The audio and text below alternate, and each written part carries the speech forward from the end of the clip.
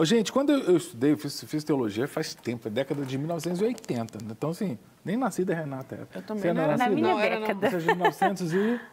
Pode falar, não? Vou falar não, mas... Então deixa quieto. Deixa quieto. Não sei se... Mas... Deixa abaixo. Deixa quieto. Mas quando eu estudei, a gente tinha algumas matérias, eu lembro, né? Teologia contemporânea, tá? Então, na minha época existia o Muro de Berlim ainda, a gente orava pelos países comunistas, quer dizer, Olha você só. vê, naquela época ainda existia a União Soviética. Né? Verdade. Aqui, ó. Não era nascida, mas era lembra. Deu uma Eu lembro dica. quando caiu o muro, eu lembro. Tá, 1989. eu lembro. Mas eu lembro que não tinha. Esse conceito que nós vamos falar agora não existia formalmente na minha época. Pelo menos meus anos de seminário, eu não estudei isso aí, mas depois eu tive que estudar, porque ficou forte na igreja. Coloca aí a matéria sobre a teologia da prosperidade. Olha que interessante. Meu Deus. É uma teologia, eu posso dizer, contemporânea. Ela é nova, né? E todo mundo já ouviu um pouquinho sobre teologia da prosperidade. É um estudo que mostra que a teologia da prosperidade é uma distorção.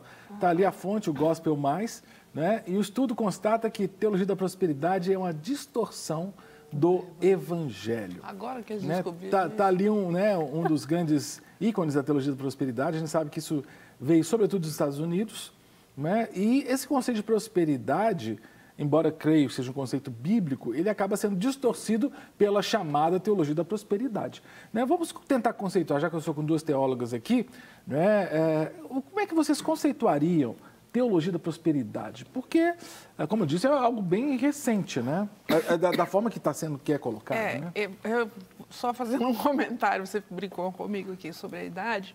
Eu tenho bastante idade, mas eu estudei teologia, pode-se dizer, recentemente. Eu formei em 2005, no auge dessa fase. Quente, né? Estava quente. Eu formei nos Estados Unidos, né? Então, eu fui exatamente nessa fogueira aí de teologia da prosperidade. Eu acho que a matéria ali de estudo é uma distorção do Evangelho, porque hoje, quando se fala em teologia da prosperidade, está se falando de dinheiro, e a Bíblia e o Evangelho não fala de dinheiro quando fala de prosperidade. Existe o tema financeiro na Bíblia, sim, né? Mas uma coisa não leva à outra necessariamente. Então, eu acho que a grande distorção é essa. Né? Nós termos, prosperidade é ser rico, ter um bom carro, uma casa com piscina, sei lá, ter muito dinheiro.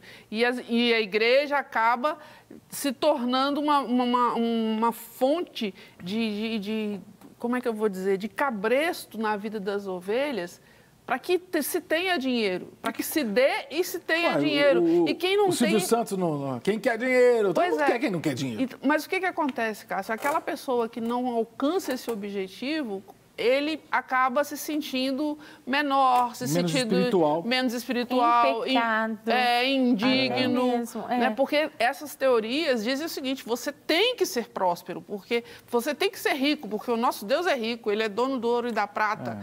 Então, se eu tenho uma dívida que eu não consigo pagar, se eu estou ali com uma dificuldade financeira, eu vou começar a me sentir indigna do amor de Deus. Poxa, peraí, se a Renata tem tudo e eu estou com essa dificuldade aqui, ela é mais espiritual do que eu? Ela é mais abençoada. Mais abençoada, né? Eu acho que esse é o grande risco dessa teoria. Interessante que eu formei na faculdade, o bacharel em teologia, em 2006. Que também, né... foi mais ou menos a mesma época, no auge, né? Mesmo. E eu lembro vários professores criticando, né, incisivamente o surgimento dessa teologia, dizendo assim, é uma teologia enlatada, norte-americana, que não funciona para um país latino-americano. Terceiro mundo. Né, de terceiro mundo, opressora. Então, na verdade, até recentemente o pastor Gustavo, né, ele pregou sobre isso na Lagoinha, que a nossa forma de refutar com veemência essa teologia acabou também fazendo a gente cair para um outro extremo, né? No sentido de, Senhor, nós queremos, né, por exemplo, a tua face, não as tuas mãos, aquilo que o Senhor é e não o que o Senhor pode fazer por nós. Quando, na verdade, a Bíblia fala que aquele que se aproxima de Deus tem que crer que Ele existe e que Ele é galardoador daqueles que o buscam, o temam, né? Então, Deus tem para dar? Tem. Deus quer abençoar? Quer. E eu ainda vou mais longe. Eu acredito que algumas coisas não são nem espirituais, elas são emocionais. Né? Com certeza. Por exemplo, existe filho predileto para Deus? Não. Mas por que aparentemente algumas pessoas parecem assim mais abençoadas, que recebem mais bênçãos, né? De uma forma até integral. Bênçãos materiais. Sim, sim, também. Mas que é o foco aqui, é isso. Mas, na verdade, de repente, aquelas pessoas estão desenvolvendo trabalhos até parecidos no mesmo ramo, mas ela aprendeu a dar conta de ser abençoado. Uhum. Ela fala assim, amém, Senhor, realmente eu não mereço nada, mas eu recebo. Entende? Claro. Uma vez eu escutei um psicólogo mesmo, né? falando sobre isso, né? Você tem que dar conta emocionalmente de ser abençoado. Mas vem cá, vamos pensar. Se eu pego os apóstolos, os 12 lá com Jesus, a igreja do primeiro século, se eu pego Jesus Cristo, materialmente, ele não foi um case de sucesso. Materialmente falando. Falando. Não tinha nem aonde reclinar a cabeça. Não. Né? Então, não estou dizendo que a gente tem que desenvolver a teologia da miséria. Não, de forma em oposição à teologia da prosperidade material. Mas eu acho que os dois extremos, eles são problemáticos. Não é? A teologia de buscar a miséria como forma de espiritualidade, a Idade Média, a igreja medieval fez isso, Sim, né? São Francisco de Assis. Você é uma seta, o voto de pobreza. Voto de pobreza e tudo mais. Exato. Mas eu fico pensando, porque é uma questão de lógica social. Você vai ter empregadores e empregados. Você vai ter pessoas que vão gerar emprego. Vão ter senhores e servos. Isso. Senhores e Então, nem todos serão ricos. Né? Não dá para todo mundo ser rico. Não dá. Agora, você pode muito bem ser um assalariado com um padrão de vida. Agora, o rico também não significa que ele está rico porque ele está oprimindo. Que ele é rico porque ele está errado, porque ele está pecando. Não. Nem o pobre não significa que ele é tão santo só porque ele é pobre. Essa é a minha preocupação, a questão do nem pobre. Nem santo, nem pecador. Ser rico está ótimo, tá? Você vai ser rico, se você está abençoado, amém. Eu acho que a maior preocupação com essa teologia é com o pobre.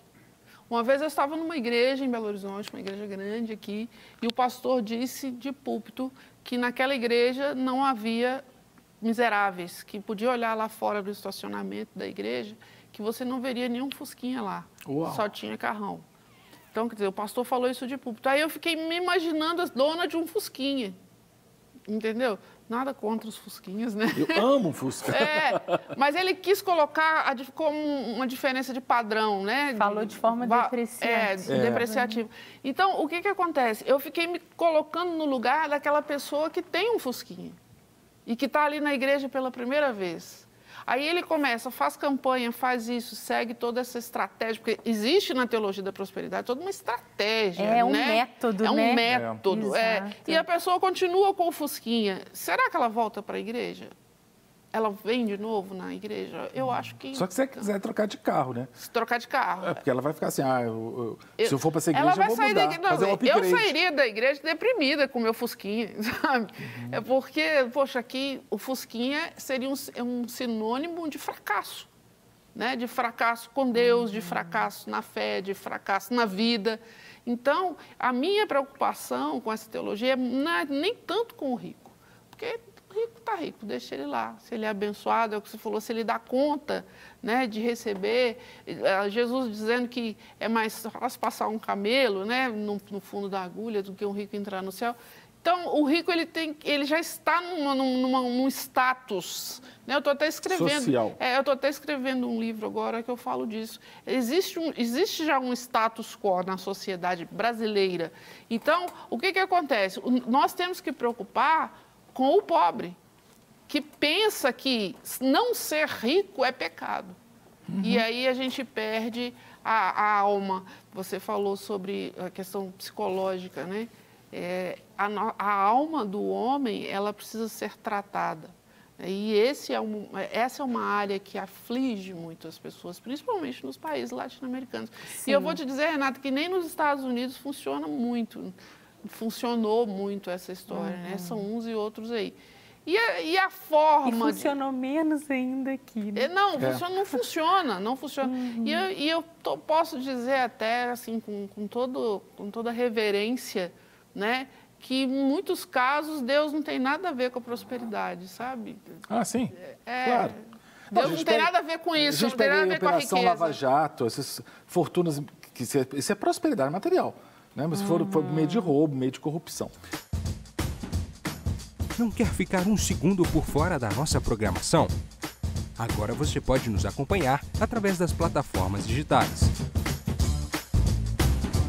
Não perca tempo, acesse, curta e siga-nos. Fique por dentro de tudo o que acontece por aqui.